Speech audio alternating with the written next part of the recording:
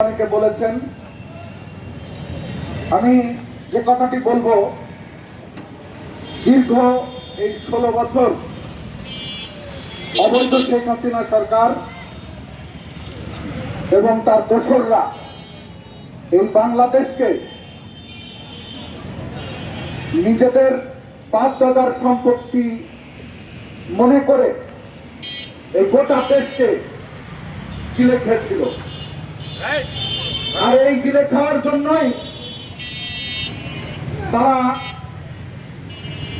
বাংলাদেশের যে গণমাধ্যম, সেই গণমাধ্যমকে কিভাবে কন্ট্রোল করা যায়, সেই জন্যই আজকে তারা একের পর এক অবৈধ আইন, ডিজিটাল নিরাপত্তা আইন সহ একের পর এক আইন প্রয়োগ করে এই সাংবাদিকরা যাতে তাদের দুর্নীতি, অনিয়ম, তাদের এই লুটপাটের মহোৎসবের খবর যাতে প্রকাশ করতে না পারে, সেই জন্য তারা একের পর এক আইন প্রয়োগ করে সাংবাদিকদের কন্ট্রোল করেছে।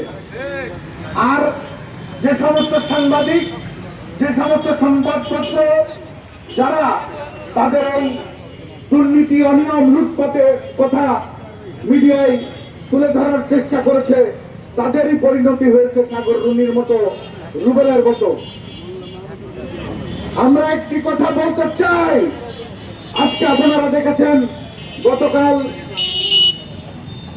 যশোর ছাত্রলীগের সাধারণ সম্পাদক হাসান বেনাপোল সীমান্ত দিয়ে বৈধভাবে ইন্ডিয়ায় যেতে গেছিল, কিন্তু জনতা তাকে যেতে দেয়নি।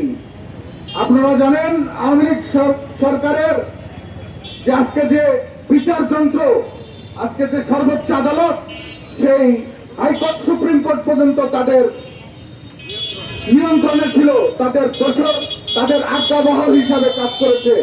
এই দুর্দান্ত প্রতাপশালী যে বিচারপতি শামসুদ্দিন চৌধুরী মানিক, গতকালকে আমরা দেখেছি রাত্রেবেলা সিলেট সীমান্ত দিয়ে পার হতে যে জনতার হাতে, বিজিবির হাতে আটক হয়েছে। আমরা দেখেছি কি তার মতো বিচারপতিকে আজকে কলার পাতায় শুয়ে থাকতে আমরা গতকালকে দেখেছি। তার ঘাড়ে, তার গলায় গামছা বাঁধিয়ে জনগণ তাকে প্রস্ত বানে কিল ঘুষিতে জর্জরিত করেছে।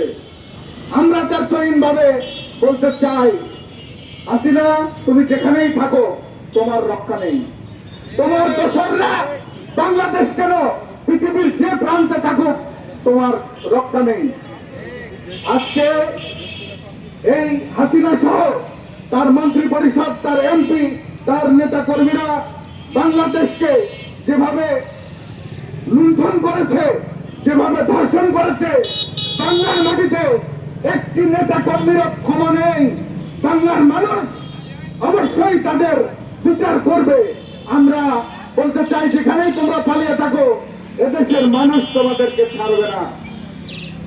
আজকে দুঃখজনক হলেও সত্য, 111 বার এই সাগর রুনির তদন্ত কার্যক্রম পিছিয়ে দেওয়া হয়েছে, তদন্ত প্রতিবেদন পিছিয়ে দেওয়া হয়েছে। আজ পর্যন্ত এই তদন্ত কারা খুন করলো, কারা এই হত্যাকাণ্ডের সাথে জড়িত, আজকে আমরা জানতে পারলাম না। আজকে রুবেলের ভাইয়ের যে অশ্রু, এই অশ্রু সম্বরণ করা আমাদের পক্ষেও খুবই দুরূহ কাজ। আমরা বলতে চাই, আমরা এই অন্তর্বর্তী সরকারের কাছে জোর দাবি জানাতে চাই, অবিলম্বে এই হত্যাকারী, আমরা ইতিমধ্যেই জেনেছি সামিট গ্রুপ সহ কয়েকটি প্রভাবশালী ব্যক্তি, আওয়ামী লীগ সরকারের মন্ত্রী, তার দোসররা এই হত্যাকাণ্ডের সাথে জড়িত, সরাসরি প্রত্যক্ষভাবে জড়িত। আমরা বলতে চাই, এই অন্তর্বর্তী সরকারের কাছে অবিলম্বে এই সাগর রুনি হত্যাকাণ্ডের প্রকৃত ঘটনা উদ্ঘাটন করে প্রতিবেদন দাখিল করতে হবে। আর আমাদের কুষ্টিয়ার সহকর্মী, আমাদের হাসিবুর রহমান রুবেলকে নৃশংসভাবে এমন একটি জায়গায় হত্যা করা হয়েছে, আমার মনে হয় এটি একটি পরিকল্পিত, সুপরিকল্পিত হত্যাকাণ্ড। কারণ হত্যাকারীরা তাকে নিয়ে গিয়ে অন্য যে কোনো জায়গায় হত্যা করতে পারত, এমন ভাবে নদীতে তাকে হত্যা করে নদীতে ফেলে দিয়েছে, এই কারণেই যে নৌ পুলিশ যাতে এই মামলাটির তদন্ত করতে পারে। এই পরিকল্পনার অংশ হিসাবেই কিন্তু তার লাশটি, তার গলিত লাশটি ওখানে ফেলে রাখা হয়। আমরা প্রশাসনের কাছে জোর দাবি জানাতে চাই, অবিলম্বে রুবেল হত্যাকারীদের সাথে যারা জড়িত তাদেরকে চিহ্নিত করে খুঁজে বের করে এই হত্যাকাণ্ডের সুষ্ঠু বিচার করতে হবে। যে বা যারা এই রুবেল হত্যাকাণ্ডের সাথে থাকুক না কেন তাদেরকে আইনের আওতায় আনতে হবে। আর যদি এই হত্যাকাণ্ড বিচার যদি আমরা না পাই, তাহলে আমরা বলতে চাই, আমরা কুষ্টিয়া প্রেস ক্লাব এবং সাংবাদিক ইউনিয়ন, কুষ্টিয়ার আপামর সাংবাদিকরা, আমরা কিন্তু আপনাদের আর কোন রকম ছাড় দেব না। আজকে যে বা যারাই যত শক্তিশালী হন না কেন, আমরা এই রাজপথে আপনাদেরকে সাথে নিয়ে দুর্বার গণ আন্দোলন গড়ে তুলব।